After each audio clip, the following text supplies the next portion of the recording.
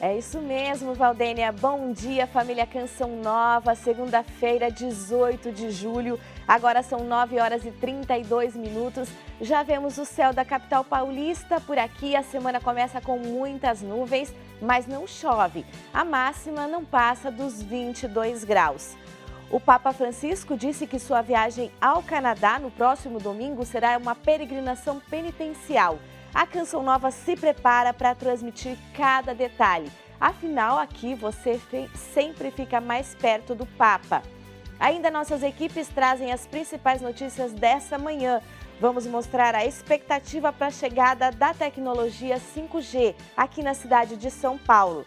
Nossa equipe te mostra na Terra Santa a celebração de Nossa Senhora do Carmo. Vamos juntos até às 10 da manhã, mas antes tem um breve intervalo. Veja aí as imagens ao vivo de Curitiba.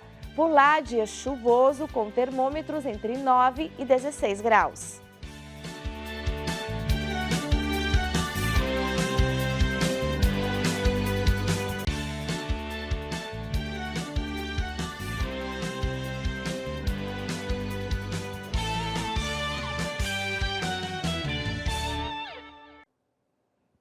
Na oração do Ângelus deste domingo, o Papa Francisco disse que a palavra de Jesus não é abstrata, é ensinamento que transforma a vida.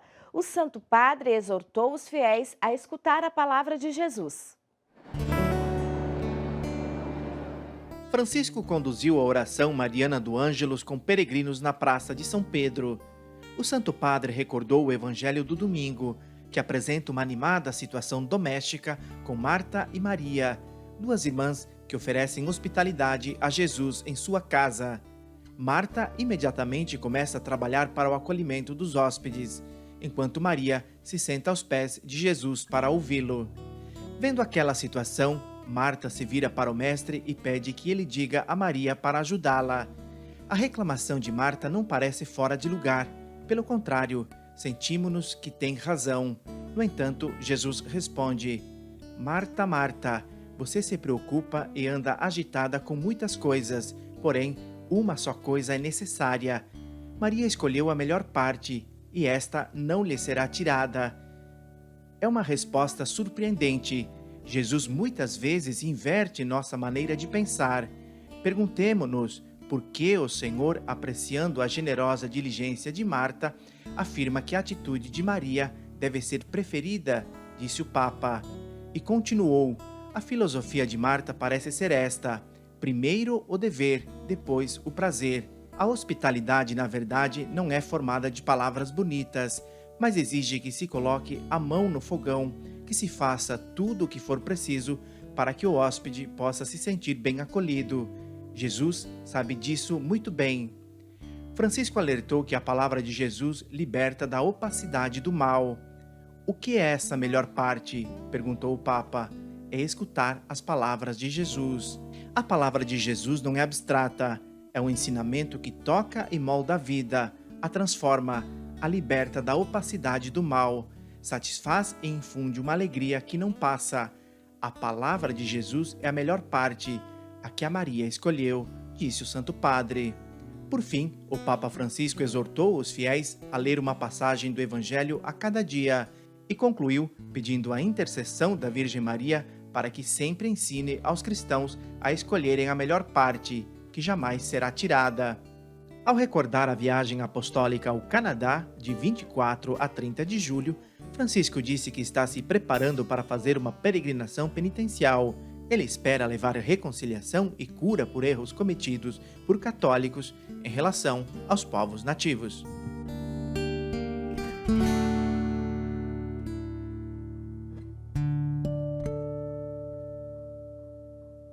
E da Terra Santa, a Danúbia Gleiser conta como foi a festa de Nossa Senhora do Carmo. Eu estou na cidade de Haifa, localizada ao norte do país, banhada pelo mar Mediterrâneo, que possui uma bela imagem do Monte Carmelo. Eu estou aqui na Igreja Estela Maris, onde foi comemorada Nossa Senhora do Monte Carmelo. Frei Bruno Variano, da Ordem dos Frades Menores, falou para a gente sobre esta comemoração.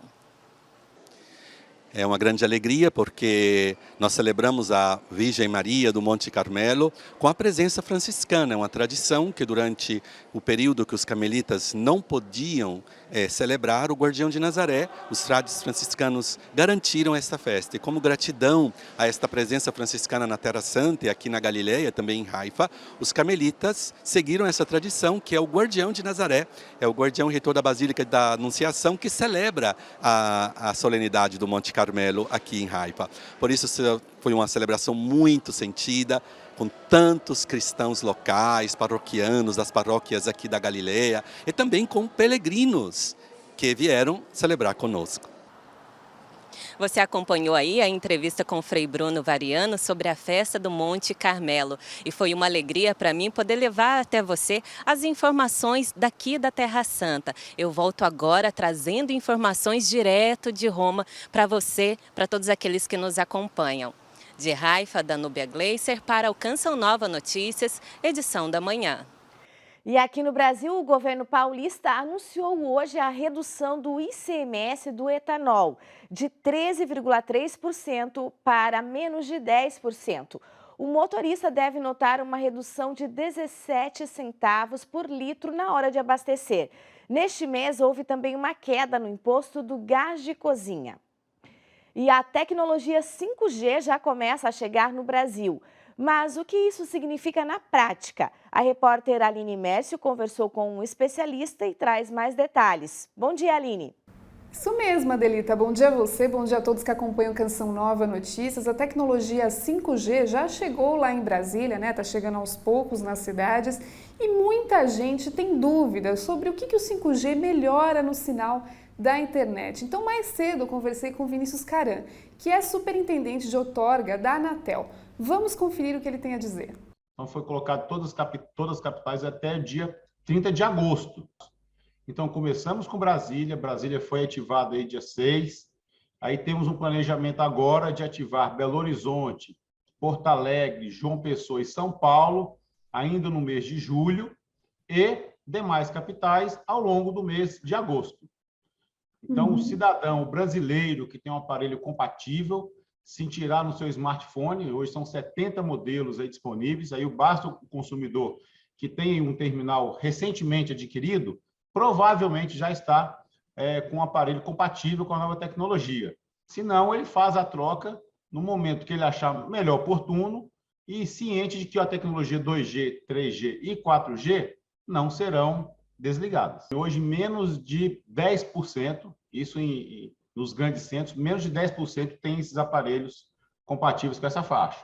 Vai ter taxas de velocidade médias de 500 megabits por segundo, você fazer seu upload e download em redes sociais de forma muito mais rápida. Um dos maiores modelos de negócio que vão surgir são as aplicações, que você bem pontuou, com o uso de acessórios, de óculos para fazer realidade aumentada, realidade virtual. Você pode adquirir, por exemplo, um óculos para fazer uma videoaula, mas uma videoaula muito mais interativa, e o tempo de resposta do 5G, a latência, permite uma interatividade muito mais rápida, um aprendizado muito melhor. Você pode até acompanhar uma cirurgia com esses óculos. Você pode, por exemplo, estar assistindo um jogo de futebol e ter informações ali específicas do seu time, do seu jogador, com esse óculos e algum modelo tátil.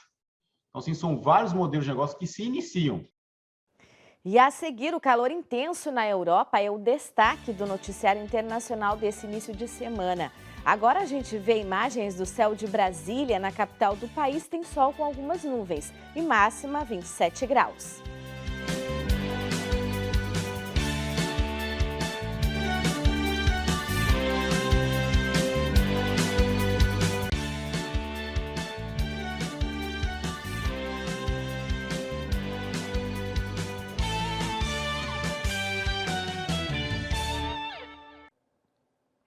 Olá, o Canção Nova Notícias, edição da manhã está de volta e agora vamos falar sobre o tempo. No sul, o destaque é o frio e a chuva. O centro-oeste continua com o tempo seco e o sudeste continua instável. Vamos conferir na previsão. Na região sul, registro de geada no oeste e sul do Rio Grande do Sul, onde também pode chover fraco. Entre Santa Catarina e o centro-sul do Paraná, dia muito estável com chuva forte em vários momentos do dia. Nas demais áreas, tempo firme. No sudeste, a maior parte da região com tempo firme. Tempo instável com muita nebulosidade e chuva no extremo sul e litoral de São Paulo e do Rio de Janeiro. Baixa umidade do ar no interior de São Paulo e Minas Gerais. No sul do Espírito Santo, alerta para fortes rajadas de vento. No centro-oeste, o sol predomina, tempo firme e seco da maior parte da região. Faz calor em Goiás, no Distrito Federal e em Mato Grosso, onde o risco de temporais ainda segue elevado no extremo sul. Na região norte, temperaturas elevadas e tempo firme em grande parte de Rondônia, leste do Pará e no Tocantins. As demais regiões têm condições para pancadas de chuva acompanhadas de trovoadas. No nordeste, chove no litoral norte e grande parte do leste. No interior da Bahia, Pernambuco e do Rio Grande do Norte e grande parte do Ceará, Piauí e Maranhão, o tempo segue firme. E as altas temperaturas no verão europeu estão entre os destaques dos principais jornais estrangeiros desta segunda-feira. O New York Times destaca: Grã-Bretanha se prepara para o dia mais quente de todos os tempos, com onda de calor se movendo para o norte da Europa. O país pode ter temperaturas acima dos 40 graus pela primeira vez, de acordo com o Serviço Meteorológico Nacional. Humanidade enfrenta suicídio coletivo por crise climática, é o que alerta o chefe da ONU. Esse é o destaque do The Guardian. Incêndios florestais e ondas de calor causando estragos em várias partes do globo mostram a humanidade enfrentando o suicídio coletivo, alertou Antônio Guterres, secretário-geral da ONU, em reunião nesta segunda-feira para discutir a crise climática. Guterres diz aos 40 ministros reunidos: metade da humanidade está em zona de perigo, de inundações, secas, tempestades extremas e incêndios florestais. Nenhuma nação está imune e afirmou ainda que, mesmo assim, continuamos a alimentar o vício em combustíveis fósseis. Na Espanha, milhares de hectares de florestas destruídos pelo fogo. Esse é o destaque do Le Monde. Na Península Ibérica, mais de 25 mil hectares viraram fumaça desde 10 de julho devido às dezenas de incêndios que eclodiram simultaneamente. Hora após hora, os serviços de emergência não deixaram de anunciar novos focos de incêndio em várias províncias da Espanha neste domingo. Na noite de ontem, foi registrada a morte de um bombeiro que combatia as chamas em Castela e Leão. Onda de calor extremo já causou 1.000 mortes na Europa. Esse é o destaque do Deutsche Welle. Temperaturas acima dos 40 graus provocaram a morte de idosos em Portugal e Espanha. Dados das autoridades portuguesas apontaram que as temperaturas extremas já causaram a morte de 659 pessoas no país, a maioria idosos. Já as autoridades de saúde da Espanha registraram até o momento 360 mortes ligadas à onda de calor. E agora vamos ao vivo lá para Brasília, porque caminhoneiros e taxistas vão receber 2 parcelas do novo auxílio no mês de agosto. O benefício será pago até dezembro. O Francisco Coelho tem essa informação e também sobre outros assuntos. Bom dia, Francisco. Bom dia, Adelita, e a todos que acompanham o Canção Nova Notícias, edição da manhã. A ideia era pagar esse auxílio ainda no mês de julho, mas com o atraso da votação no Congresso Nacional, esses pagamentos só devem ocorrer no mês de agosto. Como forma de compensar o atraso, 2 parcelas serão pagas do auxílio caminhoneiro e também do voucher para os taxistas. Para os caminhoneiros, o valor é de R$1.000. Já para os taxistas, ainda não tem valor definido, mas a expectativa é que o pagamento seja aí em torno dos R$300.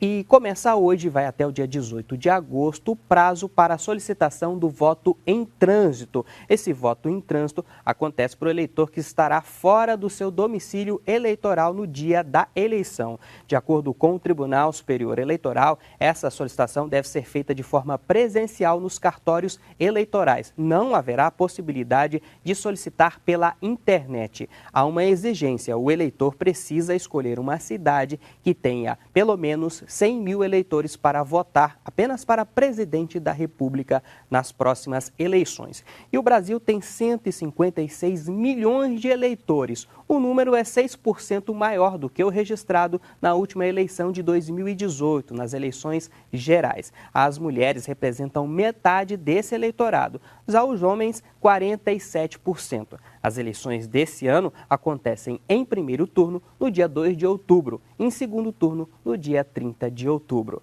Eu volto com você nos estúdios em São Paulo. Tenham todos uma excelente semana. Obrigada, Francisco. Excelente semana para você também. E a seguir um pouquinho do que foi o acampamento PHN no final de semana. Vemos agora imagens da capital mineira em Belo Horizonte. O dia vai ser de sol entre nuvens e pode chover a qualquer hora. Os termômetros ficam entre 21 e 28 graus.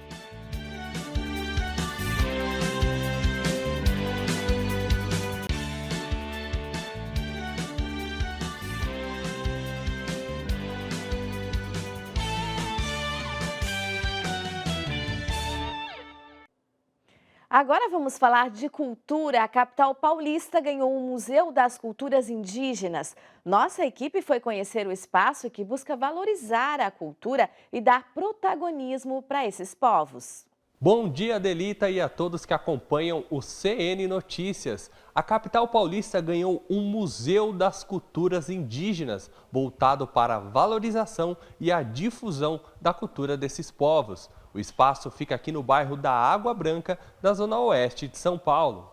O local tem um novo conceito de museu, com uma proposta de gestão compartilhada a ser construída ao longo da experiência, com protagonismo indígena, reunindo diversas etnias. O objetivo é proporcionar o diálogo intercultural, reunindo povos indígenas e não indígenas, para permitir aos diversos povos originários compartilharem suas ideias, conhecimentos, músicas, artes e histórias. O museu conta com 3 exposições temporárias e diversas obras e expressões culturais espalhadas pelos seus 7 andares. No mês de julho, a entrada é de graça, mas precisa ser agendada. As informações estão no site museudasculturasindígenas.org.br. O museu fica aberto de terça a domingo, das 8 da manhã às 6 da tarde, aqui na rua Dona Germane Burchard, 451. Fica aqui próximo do Parque da Água Branca e da estação Barra Funda do metrô.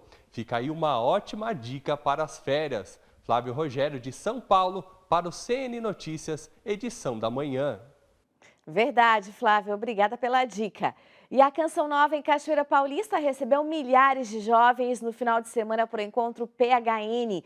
O Emerson Tersigni acompanhou o último dia do acampamento e traz as informações.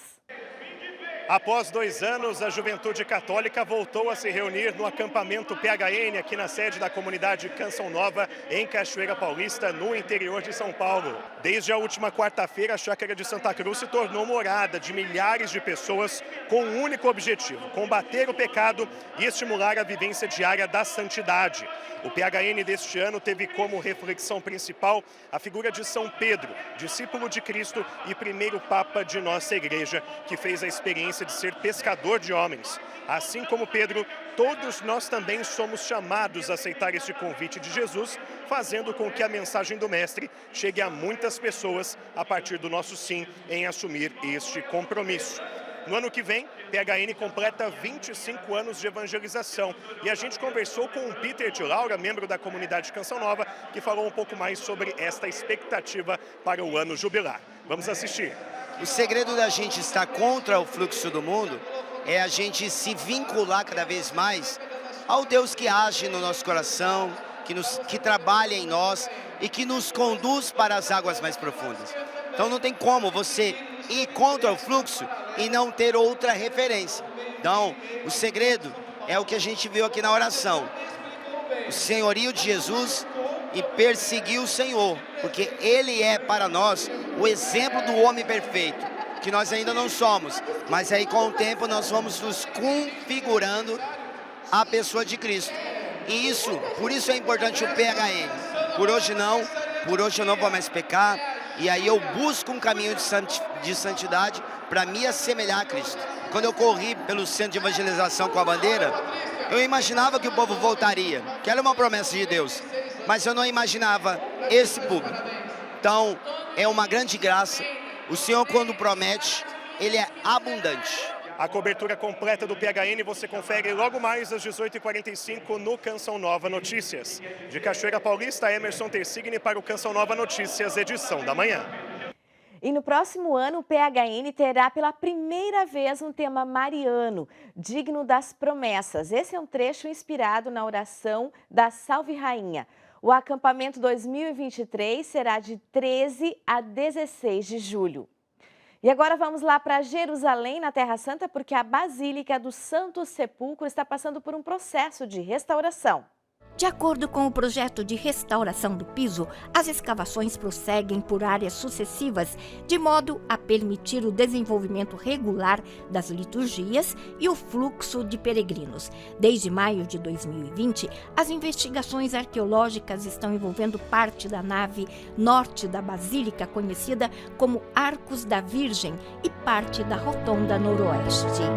Na parte norte foi identificada uma sequência muito interessante que permitiu retraçar as escavações realizadas pelo padre Virgílio Corbo na década de 1960, mas que também permitiu a aquisição de dados inteiramente novos. As mais interessantes são as que dizem respeito aos canteiros da época de Constantino, referentes à construção do complexo religioso que aqui veio a ser implantado numa área de pedreira. A parte mais interessante é relativa às fases de trabalho do banco rochoso que estão sendo estudadas.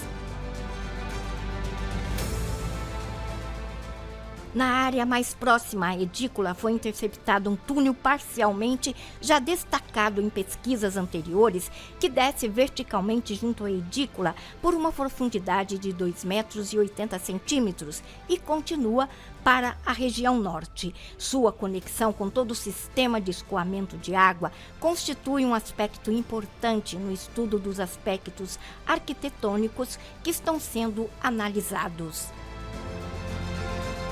Após a visita às duas áreas, os representantes das comunidades dirigiram-se a uma sala onde puderam conversar com os arqueólogos para mais informações sobre o método de trabalho e com a restauradora Daniela Russo, coordenadora da equipe do Centro de Conservação e Restauração Lavenaria Reale, que os atualizou sobre o andamento dos trabalhos.